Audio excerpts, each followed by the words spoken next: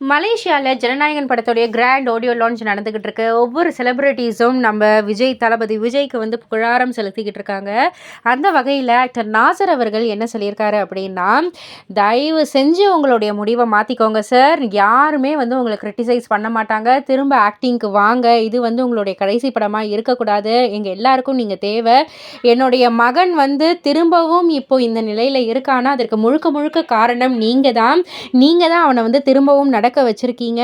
So அதற்காக வந்து என்னுடைய வாழ்நாள் முழுவதும் உங்களுக்கு நான் வந்து நன்றி கடன் பட்டிருக்கேன். கிரேட்ஃபுல்லாக நான் வந்து இருப்பேன் அப்படின்ற மாதிரி நாசர் அவர்கள் சொல்லியிருக்காரு. அண்ட் அதே போல் ஆக்டர் சுனில் அவர்கள் வந்து சொல்லியிருக்காரு, இந்த அளவுக்கு க்ரௌடை என்னுடைய லைஃப்லேயே நான் வந்து பார்த்ததே கிடையாது.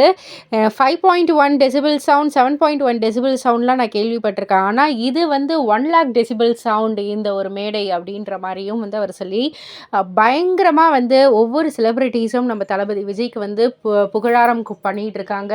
இது எல்லாத்துக்குமே வந்து தளபதி விஜய் அவர்கள் டிசர்வ் அப்படின்னே வந்து சொல்லலாம். ஸோ இதை பற்றி நீங்கள் என்ன நினைக்கிறீங்க? உங்களுடைய கருத்து என்ன அப்படின்றத கீழே உள்ள கமெண்ட் பாக்ஸில் குறிப்பிட்டு சொல்லுங்கள். மறக்காமல் சேனலை சப்ஸ்கிரைப் பண்ணி பக்கத்தில் உள்ள பெல் ஐக்கானை கிளிக் பண்ணிவிடுங்க.